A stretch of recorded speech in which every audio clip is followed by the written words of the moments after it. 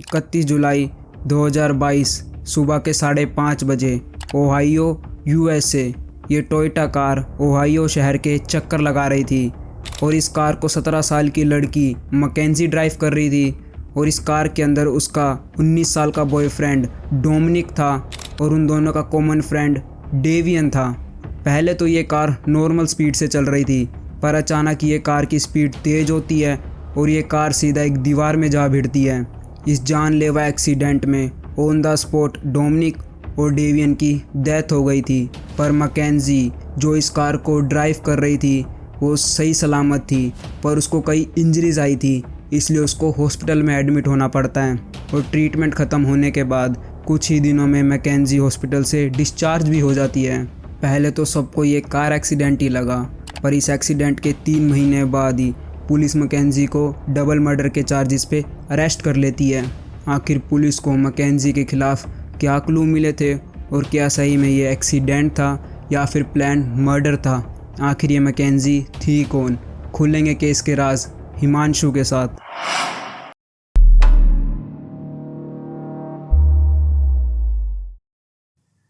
McKenzie शिरीलिया was born on August 2004 in Ohio, USA। उसके father का नाम जॉन शिरीलिया और मदर का नाम नटेलिया स्टीवंस था। मैकेंजी अपनी फैमिली में 3rd और यंगेस्ट चाइल्ड थी, इसलिए उसको बचपन से ही अपने पेरेंट्स से बहुत लव और केयर मिलता था। मैकेंजी जो डिमांड करती थी उसके पेरेंट्स वो डिमांड पूरी करते थे। इतना लव और केयर मिलने की वजह से मैकेंजी जैसे जैसे बड़ी हो रही थी उसका बिहेवियर वैसे चेंज होता जा रहा था। अगर मैकेंजी जो चीज़ डिमांड करती थी अगर उसे वो नहीं मिलती थी तो वो गुस्सा और चिल्लाने लग जाती थी और मैकेंजी छोटी छोटी बातों पे भी उसको बहुत जल्दी गुस्सा आने लग गया था। पर मैकेंजी के पेरेंट्स उसका ये बिहेवियर इग्नोर कर देते हैं और ये सोचते हैं क्योंकि मैकेंजी अभी छोटी है इसलिए वो इमेच्योर है, पर जैसे जैसे मैकेंजी बड़ी होएगी वो पेशेंस रखना सीख जाएगी और मैच्योर हो जाएगी। पर शायद ये उनकी गलत फहमी ही थी, क्योंकि मैकेंजी उम्र के साथ साथ ठीक नहीं और बिगड़ती जा रही थी। वो जब हाई स्कूल में जाती है तब ड्रग्स और अल्कोहल तक लेने लग जाती है, यहाँ तक कि उसको इन चीज़ों की एडिक्शन हो चुकी थी और उसके पेरेंट्स मैकेंजी की इन हरकतों से अनजान थे। इसी के साथ मैकेंजी सोशल मीडिया और फ़ोन से भी बहुत एडिक्टेड थी। वो अपने सोशल मीडिया पे सिगरेट पीते हुए और दारू पीते हुए की फ़ोटोज़ और वीडियोस पोस्ट करती थी। इन शॉर्ट मैकेंजी एक बिगड़ेल लड़की थी, वो किसी की भी नहीं सुनती थी। उसने हर गंदी आदतों से हाथ मिला रखा था और मैकेंजी रोज़ पार्टी वगैरह में भी जाती थी। तो एक पार्टी में मैकेंजी म्यूचुअल फ्रेंड के थ्रू डोमिनिक नाम के लड़के से मिलती है और पहली ही मुलाकात में मैकेंजी डोमिनिक के प्यार में पड़ जाती है। Dominic Russo was born on September 2001 in Ohio, USA. Dominic की फैमिली में उसकी मदर, फादर और 6 सिबलिंग्स थे और वो 4th चाइल्ड था। डोमिनिक बचपन से ही पढ़ाई और स्पोर्ट्स में बहुत अच्छा था, इसलिए उसके पेरेंट्स भी प्राउड फील करते थे।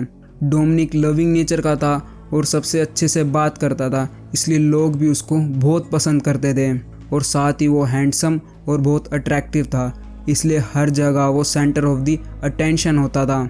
डोमिनिक बड़ा होके सिंगर बनना चाहता था और वो अपने करियर को लेके बहुत सीरियस था।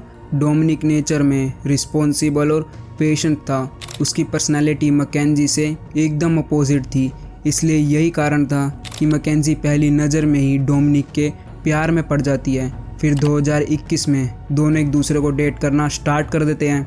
दोनों की फैमिलीज़ को भी इन दोनों के रिलेशनशिप के बारे में पता चल जाता है और मैकेंजी अपना सारा टाइम डोमिनिक के साथ ही स्पेंड करती थी।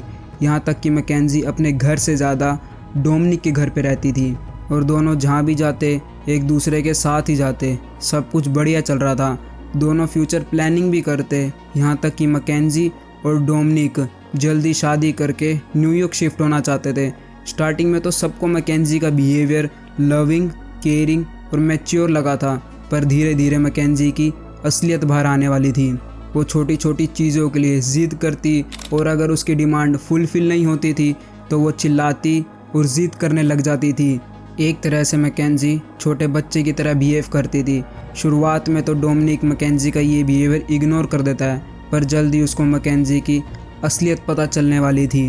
अब मैकेंजी हर रोज़ डोमिनिक से लड़ाई करती और छोटी छोटी बात पे अग्रेसिव हो जाती थी।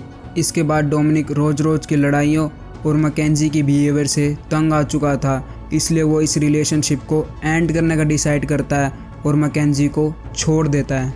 पर मैकेंजी इतनी आसानी से उसको नहीं छोड़ने वाली थी। वो बहुत ही ज़्यादा ऑब्सेस्ड हो गई थी डोमिनिक से। मैकेंजी उसको कॉल, मैसेज, ईमेल तक करती, पर डोमिनिक उसका कोई रिप्लाई नहीं देता मैकेंजी को। इसके बाद वो डोमिनिक के घर जाके शाउटिंग करती और थ्रेटन करती, चिल्ला चिल्ला के ये बोलती कि मैं तुझे मार दूंगी, अगर तू मेरा नहीं होगा तो मैं तुझे किसी और का भी नहीं होने दूंगी, मैं तेरा घर जला दूंगी और तेरी कार तोड़ दूंगी। You do not open, like, you think I'm joking. You think I'm joking. You think I'm joking. Like, I'm dead ass. What do you mean? You know it. That's exactly what I mean. It doesn't. You don't even know exactly what I mean. You're gonna come open this door right now, or there's gonna be a serious problem. यहाँ तक कि McKenzie का जब इतने से भी पेट नहीं भरता तो वो पब्लिकली डोमिनिक को ह्यूमिलेट करती और थ्रेटेंड करती। इस वक्त तक मैकेंजी डोमिनिक से बहुत ही ज़्यादा ऑब्सेस्ड हो गई थी। वो किसी भी हालत में डोमिनिक को नहीं छोड़ना चाहती थी। वो एक पागल लड़की की तरह बिहेव कर रही थी। डोमिनिक मैकेंजी का ये बिहेवियर देख के एकदम शॉक हो गया था। उसको समझ नहीं आ रहा था ये सिचुएशन कैसे हैंडल करनी है, इसलिए वो ये सोचता है कि कुछ टाइम बाद मैकेंजी का गुस्सा शांत हो जाएगा और सब कुछ ठीक हो जाएगा। फिर मैकेंजी अपना बिहेवियर चेंज करती है क्योंकि वो रियलाइज़ करती है उसकी ये टैक्टिक्स काम नहीं आ रही। डोमिनिक को पब्लिकली इंसल्ट और थ्रेटन करना, उसकी ये हरकतें उल्टा उसको उससे और दूर ले जा रही है। इसलिए मैकेंजी ये सब कुछ स्टॉप कर देती है और अब स्वीट और पोलाइट बिहेव करना स्टार्ट कर देती है। इसके बाद डोमिनिक मैकेंजी का ये बिहेवियर नोटिस करता है और उसको अप्रिशिएट करता है। फिर मैकेंजी उसको मैसेज करती है और फाइनली उसकी ये टैक्टिक्स काम आ जाती है और अब डोमिनिक उसको रिप्लाई देने लग जाता है। दोनों वापस बातचीत करना स्टार्ट कर देते हैं और पहले की तरह पार्टीज़ वगैरह में भी जाते हैं। डोमिनिक को रियलाइज़ भी नहीं होता कि वो वापस उस टॉक्सिक रिलेशनशिप में जा रहा है और मैकेंजी के प्यार में पड़ चुका है, क्योंकि डोमिनिक को तो यही लग रहा था कि मैकेंजी का बिहेवियर चेंज हो गया है, वो अब मैच्योर और रिस्पॉन्सिबल हो गई है। पर शायद नहीं। इसके बाद भी दोनों लड़ते और फिर दोनों वापस रिलेशनशिप में आ जाते थे और हर बार लड़ाई का रीज़न यही होता था कि मैकेंजी अग्रेसिव और छोटी छोटी बात पे लड़ने लग जाती थी। और लड़ाई के दौरान मैकेंजी यही बोलती रहती थी कि मैं तुझे मार दूंगी, अगर तू मेरा नहीं होगा तो मैं तुझे किसी और का नहीं होने दूंगी। इसके बाद 30 जुलाई 2022 मैकेंजी डोमिनिक को कॉल करती है और दोस्त की पार्टी में साथ चलने को बोलती है। फिर दोनों पार्टी में जाते हैं और बहुत इंजॉय करते हैं। पर डोमिनिक आने वाले खतरे से अनजान था। उसे कहाँ पता था उसकी ये पार्टी आखिरी होने वाली थी। 31 जुलाई 2022 पार्टी ख़त्म होने के बाद अराउंड सुबह के 5 बजे मैकेंजी और डोमिनिक पार्टी से जा रहे होते हैं, पर उससे पहले उनका दोस्त डोमिनिक वहाँ पे आ जाता है और उनको घर तक के लिए लिफ्ट मांगता है। पर मैकेंजी उसको मना कर देती है और ये बोलती है कि हमारे कुछ और प्लान्स हैं, हम तुझे लिफ्ट नहीं दे पाएंगे। पर डोमिनिक अपने फ्रेंड्स को लिफ्ट देने के लिए रेडी हो जाता है। फिर मैकेंजी ड्राइवर सीट पे होती है, साइड में उसका बॉयफ्रेंड डोमिनिक होता है और बैक सीट पे उनका दोस्त होता है। इसके बाद तीनों कार में बैठ के पार्टी से निकल जाते हैं घर के लिए। पहले तो मैकेंजी कार को अच्छे से ड्राइव करती है, स्लो चलाती है और सारे ट्रैफिक रूल्स को फॉलो करती है। पर एकदम से पता नहीं उसे क्या होता है, जैसे ही ग्रीन लाइट होती है वो शार्प टर्न लेती है और कार के एक्सीलरेटर पैडल को दबाए रखती है और पलक झपकते ही कार की स्पीड 30 से 100 किलोमीटर प्लस हो जाती है और कार सीधा दीवार में जा भिड़ती है। एक्सीडेंट इतना खतरनाक था कि उसकी आवाज़ से मोहल्ले वाले इकट्ठे हो जाते हैं और फ़ौरन पुलिस को कॉल कर देते हैं। तुरंत पुलिस वहां पहुंच जाती है और जब पुलिस कार के अंदर देखती है तब पुलिस को दिखता है कि डेवियन और डोमिनिक तो ऑन द स्पॉट उनकी डेथ हो गई थी। पर मैकेंजी की अभी भी सांसें चल रही थी क्योंकि उसने सीट बेल्ट पहन रखी थी, पर उन दोनों ने नहीं। इमीडिएटली पुलिस मैकेंजी को हॉस्पिटल में एडमिट करवाती है और उसका वहाँ पे ट्रीटमेंट चलता है, जिसमें उसको कई फ्रैक्चर्स होते हैं और इंटरनल ऑर्गन्स भी डैमेज थे। मैकेंजी की ब्लड रिपोर्ट से ये भी पता चलता है कि उसने उस पार्टी में ड्रग्स और अल्कोहल लिया था। मैकेंजी ने ड्रग्स के इन्फ्लुएंस में ही कार क्रैश कर दी थी। जैसे ही उसको होश आता है पुलिस उससे पूछताछ करती है, तब वो बोलती है मुझे कुछ याद नहीं उस रात को क्या क्या हुआ, क्या सही में ये कार एक्सीडेंट था। या फिर प्लान मर्डर था।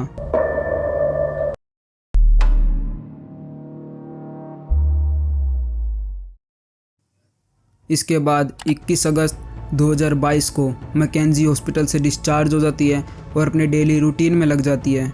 वैसे तो उसने 3 महीनों पहले ही अपने बॉयफ्रेंड को, जिसके साथ 3 महीने से रिलेशनशिप में थी, उसको खोया था।